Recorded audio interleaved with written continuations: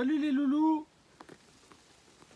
Là, il y a Jaguar qui monte la garde pour les taupes, les lapins, les mulots. Bon, et tout ce que j'ai, à mon avis, il fait pas son job, hein, mais bon.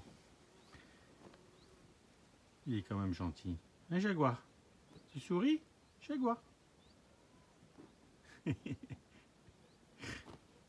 Allez, va. Allez, va. Va, mon chien. Va, mon bébé. Va. Va chasser le lapin.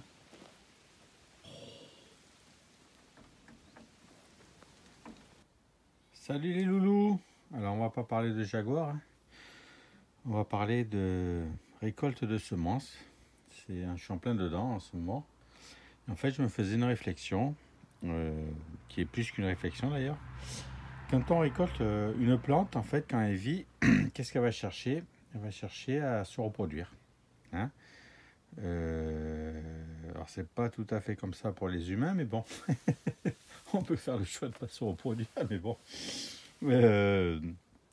Donc, en fait, une plante va chercher à se reproduire, donc à monter en graines, pour semer ses graines toute seule et pour donc se reproduire.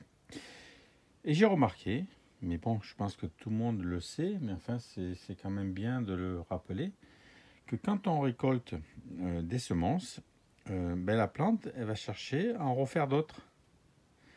Donc, je prends un exemple ici. Par exemple, sur ce pied de d'Éden, j'avais ramassé toutes les fleurs qui étaient fanées, comme là. Vous voyez, par exemple, je prends cette fleur-là. Hop. Voilà, donc je la récolte. Elle n'est pas encore bonne pour les semences. Donc, je la fais un peu sécher dans la serre. Et après, au bout de 3-4 jours, tac, je peux récolter les semences. Et en récoltant donc toutes ces fleurs, on va dire fanées, ça me refait des fleurs. Vous voyez là? Toutes celles-là, ils n'y étaient pas. Donc pourquoi? Parce qu'on lui a enlevé les moyens de reproduction. Donc la plante se défend et hop, elle recrée des fleurs. Et donc des semences. Vous voyez la logique? Voilà. Un autre exemple plus flagrant. Hop, regardez par exemple ici. Une petite vue sur le basilic, on en a récolté au moins 3 fois déjà. Il y a une vidéo qui est ma façon de planter le basilic, hein, vous regarderez. Et ça produit toujours, hein. Donc c'est facile, rapide. Donc, je vous conseille de la regarder. Ça fait un peu de pub en même temps.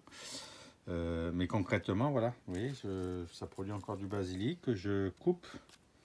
Donc de temps en temps, hop, j'étête. Là aussi, j'ai une autre vidéo sur les tétages. Donc j'étête, hop, et ça refait des je sais plus comment ça s'appelle, des ramures. Non, c'est pas ça. Bon bref, ça refait des feuilles, voilà, comme là. Hop, et voilà, ça continue à grandir. Donc il faut récolter le basique, et puis ils sont super bons. C'est un bonheur.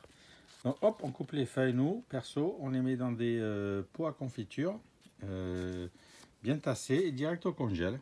Et vous sortez ça l'hiver pour mettre dans des pâtes, faire des pistous, enfin, etc. Je veux dire, c'est le bonheur. C'est du soleil dans l'assiette au mois de novembre, décembre, janvier, février, enfin, etc. Donc, n'hésitez pas. Allez, je reviens aux œufs d'Éden. Donc, par exemple, celui-là, j'avais tout ramassé, les fleurs fanées. Et regardez comment il est reparti. C'est impressionnant, hein? Donc, voilà. Donc, il faut savoir que dans le cycle d'une plante, son but, c'est de se reproduire, hein, comme toutes les autres plantes. Donc, du moment où vous cueillez les semences, ça repousse pour pouvoir se reproduire. Alors après, évidemment, quand on arrive à des mois plus frais, etc., ça va s'arrêter, hein, évidemment. Mais en attendant, vous pouvez multiplier vos semences comme ça. Donc, c'est important de récolter ces semences à mi-saison. Et puis, ça permet à la plante de se redévelopper, de récolter des semences. Voilà. Bon, c'était juste une petite info pour tout le monde, mais bon. Allez, les loulous, je vous laisse et je vous dis à bientôt. Ciao, bye bye.